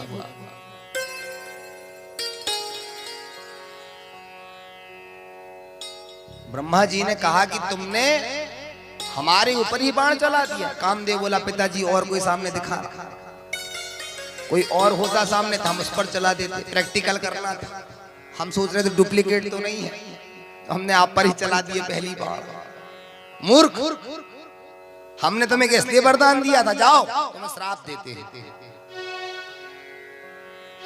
तुम सब पर प्रभाव दिखाओगे, लेकिन जैसे ही तुम शिव के सामने जाओगे तुम्हें भस्मीभूत होना पड़ेगा। पिताजी फिर पुनः तुम्हारा जन्म होगा द्वापर में और तुम भगवान कृष्ण के पुत्र बनकर के जन्म होगे। सभी पर तुम्हारा बस चलेगा, लेकिन शंकर जी के सामने तुम परास्त हो जाओगे, शंकर जी के द्वारा तुम्हारी मृत्यु हो जाएगी। इस तरह कह करके और ब्रह्मा जी ने कामदेव को श्राप दे दिया, अपने ही पुत्र को। बहुत लज्जित हुए।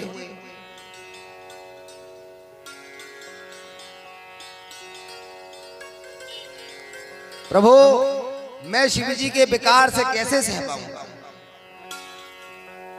इसलिए जैसे ही तुम शंकर के सामने जाओगे, भगवान शंकर तुम्हें भस्मीभूत कर देंगे, राख का ढेर बन जाओगे और शरीर यही छूट जाएगा।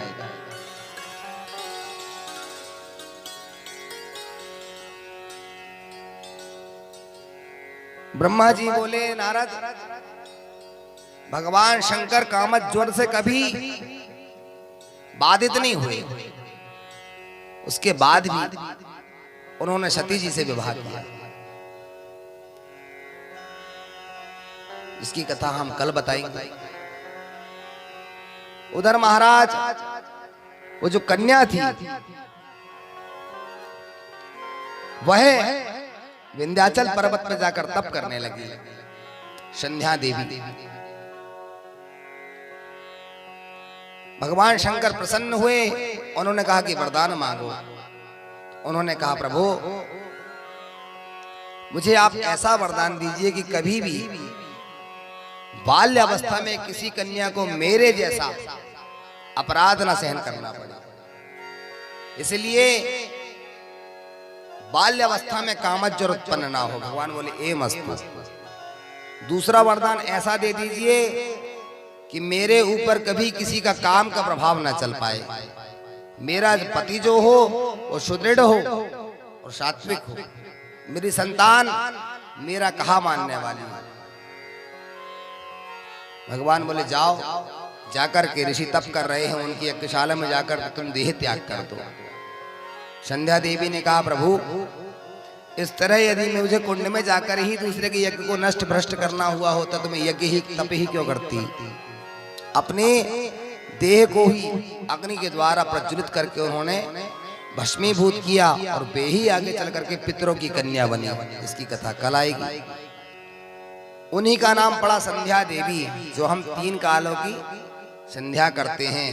ब्राह्मण को विशेष करके 3 कालों की संध्या करनी चाहिए। गायत्री की उपासना करने वालों को 3 कालों की संध्या विशेष रूप से करनी चाहिए। प्रातः संध्या, मध्याह्न संध्या और सायंकाल संध्या। सायंकाल की संध्या की बेला में किसी भी प्रकार से कामज्वर नहीं करना चाहिए, उससे संतान वही अवस्था, पहली बात तो बहरी हो जाती है और दूसरी बात लंगड़ी हो जाती है। इसलिए चाहिए कि जब संध्या के समय गोधूली का समय आए तो रतिक कर्म बिल्कुल ना करें। और वही कार्य हुआ था दिति से, कश्यप जी को पकड़ लिया और भगवान शंकर रुद्रगणों के साथ जा रहे थे और गर्भ रुक गया। उसी से जो संतान उत्पन्न हुई हिरण्याक्ष, हिरण्यकश्यप, और 3 जन्मों तक वे दैत्य बने। उस समय सायंकाल ही था, इसलिए भगवती संध्या देवी का जो समय बताया गया है वह 3 कालों में बड़ी ही पुण्यात्मा होता है। जो व्यक्ति श्रद्धा का पूर्वक संध्या के समय, मध्याह्न संध्या के समय, प्रातः संध्या के समय भगवत भजन करता है वो निरोगी होता है, उसको रोग नहीं होती। बाधाएं उसके जीवन में निम्न से निम्न आती हैं। इसलिए प्रयास कीजिए कि हम, और माताएं बहनें क्या करती हैं सायंकाल में बढ़िया दीपक लगाती हैं। पुरुष जन प्रातः काल सूर्य को अर्घ देते हैं, और अर्घ तो विशेष करके सभी को देना चाहिए। सूर्य पुराण में बताया गया है 16,000 पापों को प्रतिदिन नष्ट करने की क्षमता रखते हैं भगवान सूर्य। प्रतिदिन 16,000, और इतना रोज होता नहीं पाप, कहां हो पाएगा तुम्हें। इसलिए भारत सरकार ने सूर्य उपस्थान आरंभ कराई, और आप सभी लोग गायत्री परिवार से जुड़े हुए, अच्छी बात। सूर्य नमस्कार, सूर्य अर्घ देने के बाद में सूर्य उपस्थान, उसको नमस्कार कहा जाता है। रश्मि किरणों के द्वारा भीतर जो किरणें आएंगी, भीतर प्रवेश करेंगे, तो जितने अघ रूपी पाप बैठे वो नष्ट हो जाएंगे। कितनी सुंदर व्यवस्था थी। तांबे के पात्र में जल भर के और उसको पान करना। फिर आगे स्टील कोई काम ही का नहीं है। और पहले महर्षियों ने सुंदर व्यवस्था बनाई हुई। कच्चा घड़ा किसी काम का नहीं, और पक गया तो इतनी शीतलता देता है गर्मी में, क्या कहना। फ्रिज फैले उसके सामने। हाँ? अब बुद्धि नहीं चल रही है तो हम बताते हैं फिर ऐसा नहीं ऐसा करो, ऐसा नहीं ऐसा करो। और पहले की जो व्यवस्थाएं थी, इसलिए हमारे यहाँ के ऋषि महर्षि पूजनीय वंदनीय है। उनका गुणगान क्यों होता है? ऐसी व्यवस्था महाराज विज्ञान आज अपना रहा उस चीज को, और वो 1 सदियों पहले हमको ऐसा नहीं ऐसा करो। और हम आडंबर में ऐसे लिप्त हुए, परिवेश बदल गया, कपड़े दिनों दिन छोटे हो रहे रोज, और पुरुषों के हो तो हो, बहनों के हो रहे। ये समझ, अपन तो फिर भी ठीक है ग्रामीणांचल पे, शहर में चले जाओ आप, आपकी दृष्टि नहीं जाएगी देखते समय, और चली गई तो कैसे ही बन जाएगा। बड़ी विडंबना है समाज में। माता पिता का पहला कर्तव्य है संतान को ऐसा पहनना ही ना दे, ऐसा खान पान से दूर रखे, ऐसे आचार व्यवहार से दूर रखे, आपकी संतान को कष्ट हो ही नहीं सकती। और बेटा चोरी करके लाते जाए, हाँ हाँ बेटा बढ़िया 10 रुपए चुरा के लाया दुकान से, आज 10 साल बाद देखना सबसे बड़ा चोर रहेगा इलाके का। जिस दिन चोरी किया पहला कान के नीचे 1 लगाओ, क्यों किया धृष्टता पूर्वक कार्य। आप आज रोक लेंगे, शादी विवाह में छोटे छोटे बच्चे पान खाते, रोकिए, समझाइए। और धीरे बड़े बड़े पुड़िया पुड़िया चुंगी और बाटल और सब 60 अवस्था नहीं आई और सब कुछ, और शाम को जब आए तो बिल्कुल लहराते हुए घर आए, हो गया काम। अब पत्नी और बच्चे परेशान, बोले हमारे पापा पी के आते हैं। ऐसा हमारे पास हजारों के साथ है, ऐसा नहीं है।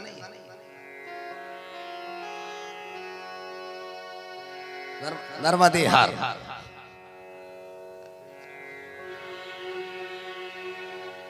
6 बजे भट्टी, 8 बजे घर, भैया कह रहे हैं। अब बताओ, और कितने परिवार उजड़ रहे हैं।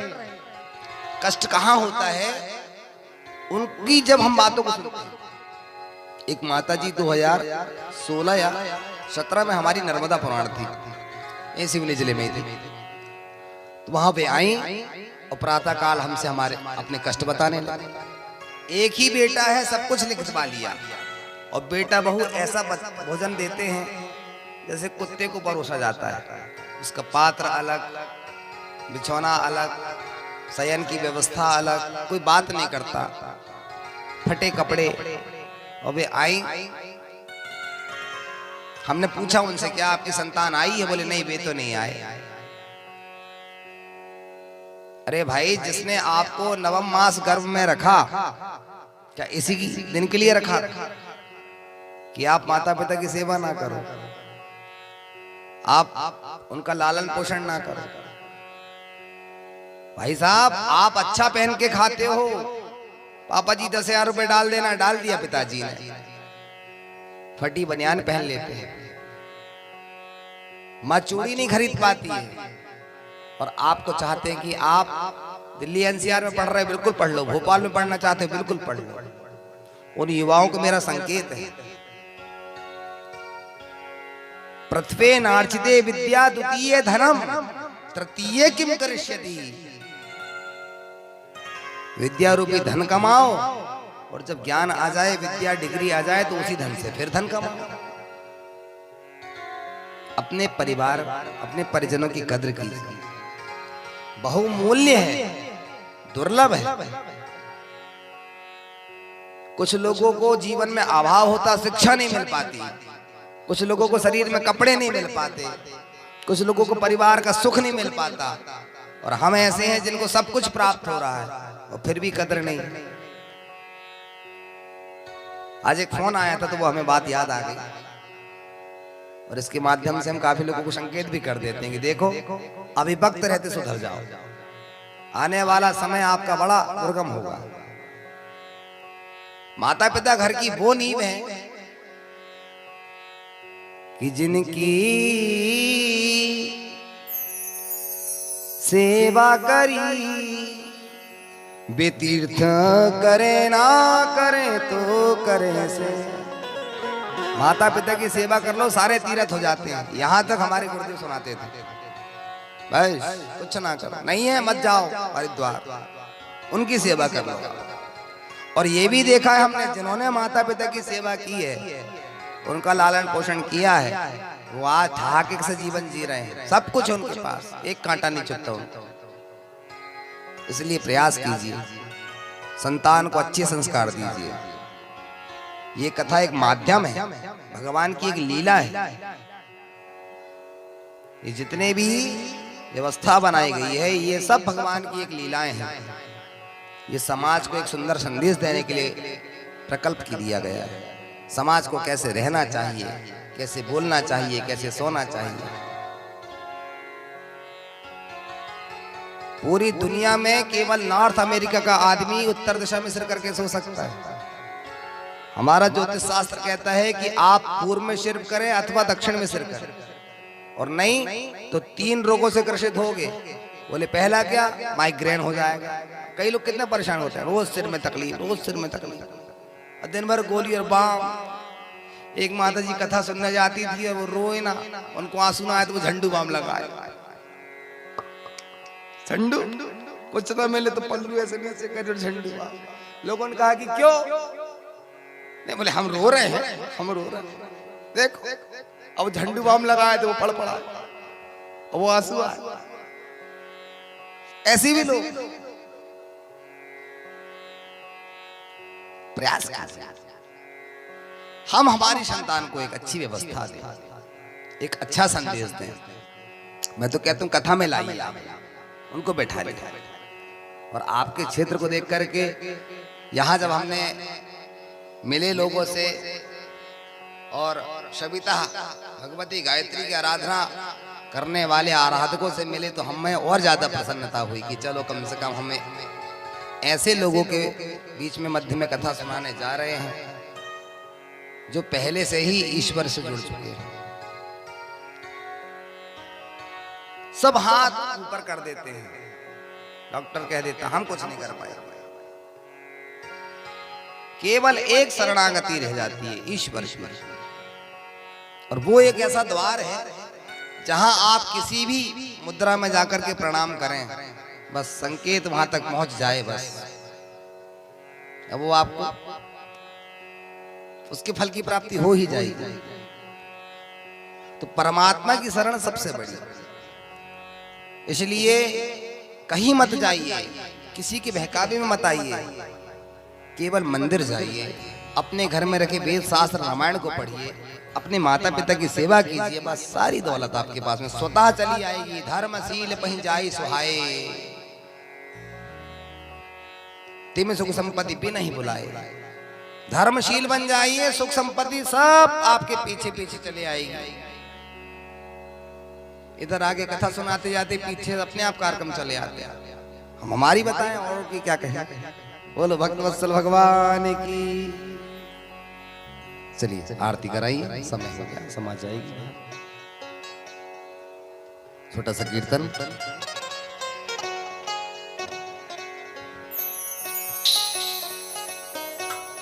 हेलो हेलो हेलो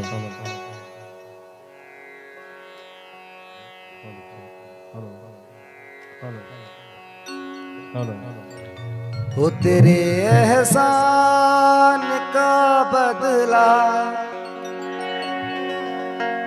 चुकाया जा नहीं सकता।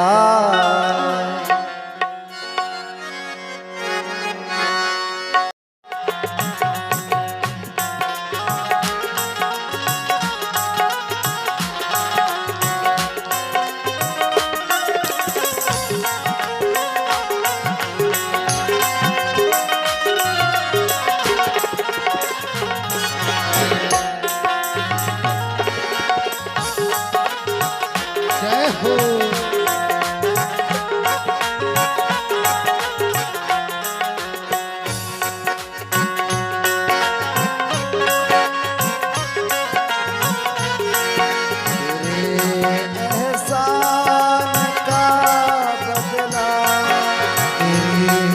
एहसान का बदला चुकाया जा नहीं सकता। तेरे एहसान का बदला चुकाया जा नहीं सकता। करम ऐसा किया तूने, करम ऐसा किया तूने भुलाया जा नहीं सकता।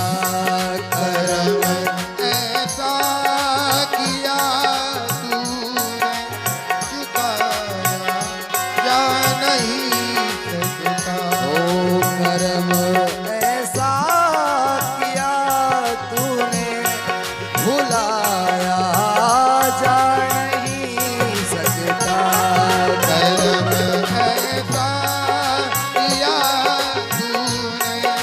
भुलाया जा नहीं सकता।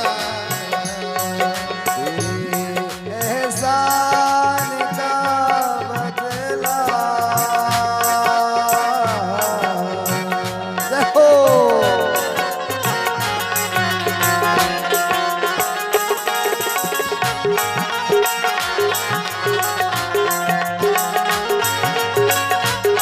जय हो।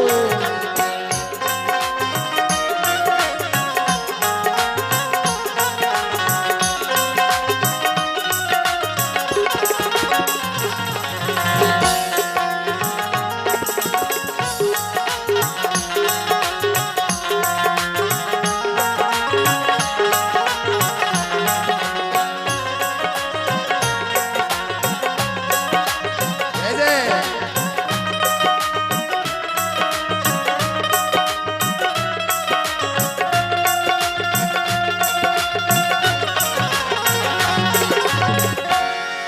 अगर मुझको न तू मिलता मेरा मुश्किल गुजारा था।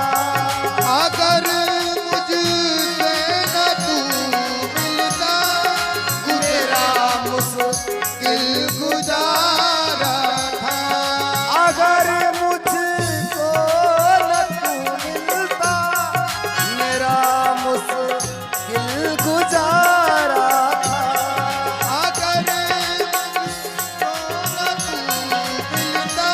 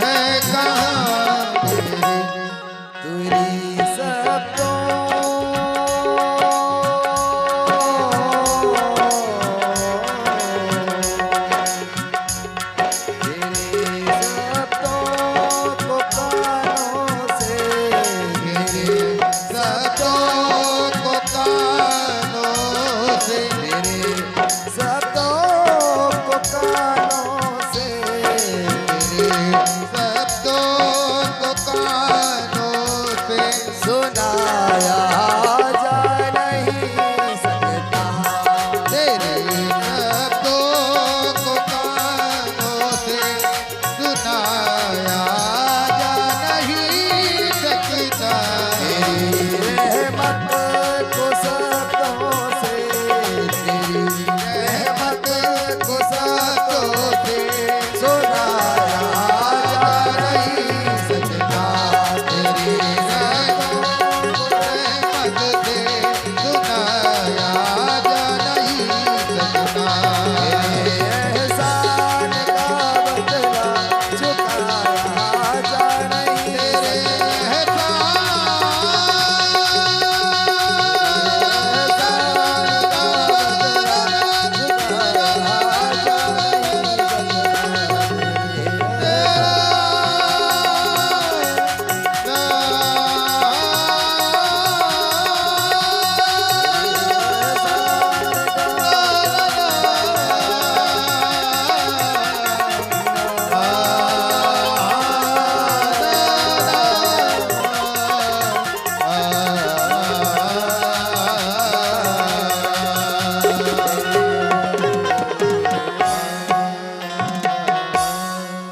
बोले शंकर भगवान की। जय। इसलिए जिन माता पिता ने हमें जन्म दिया है उनका एहसान तो संभव नहीं है भाई। तेरे एहसान का बदला सेवा करिए, खूब कहा मानिए, खूब प्रगति करिए। आइए आरती करते हैं। कल कथा ठीक 12 बजे हो जाएगी आरंभ। इसके पूर्व आपको यहाँ पहुँचना है, और नहीं तो मैं 2 बजे से पहले। जी की आरती कीजिए, शिव चरणों में ध्यान अपना दीजिए। श्री शिव पुराण शिव जी की आरती कीजिए, शिव चरणों में ध्यान अपना दीजिए। श्री शिव पुराण शिव जी की आरती कीजिए, शिव चरणों में ध्यान अपना दीजिए। जय हो।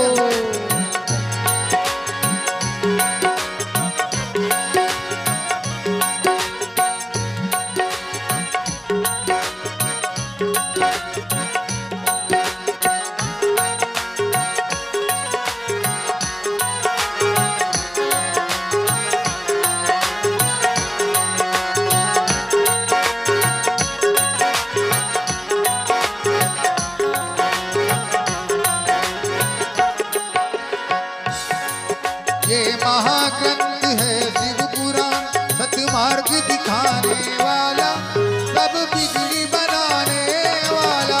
ये महाग्रंथ है शिव पुराण, सतमार्ग दिखाने वाला, सब बिगड़ी बनाने वाला। सुनते सुजान करते हैं मान, सुनते सुजान करते हैं मान। शिव अमृत रस को पीजिए, शिव चरणों में ध्यान अपना दीजिए। श्री शिव पुराण शिव जी की आरती कीजिए, शिव चरणों में ध्यान अपना दीजिए। जय हो।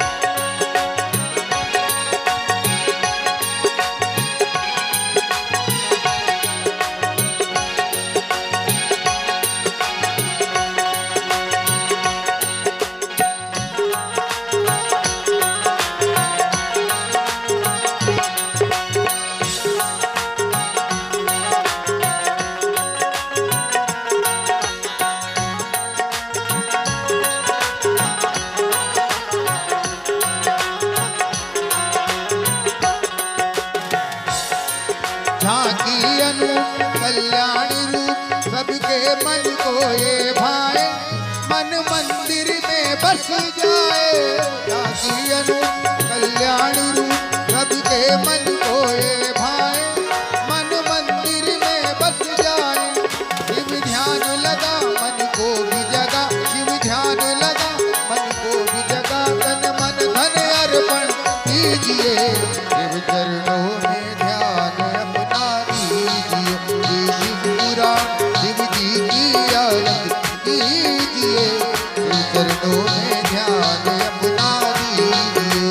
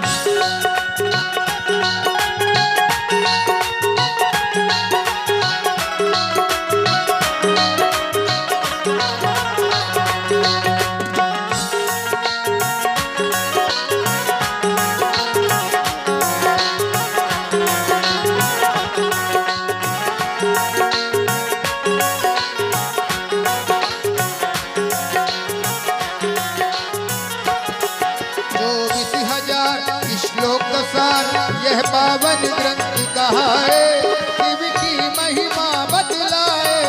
24,000 श्लोक का सार यह पावन ग्रंथ कहाए, शिव की महिमा बतलाए। हो जा पुनीत ऋषियों को जीत, हो जा पुनीत ऋषियों को जीत, मनोकामना सब लीजिए, शिव चरणों में ध्यान अपना दीजिए।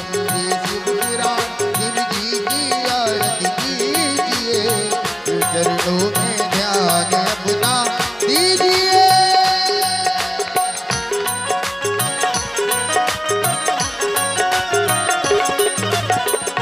हरि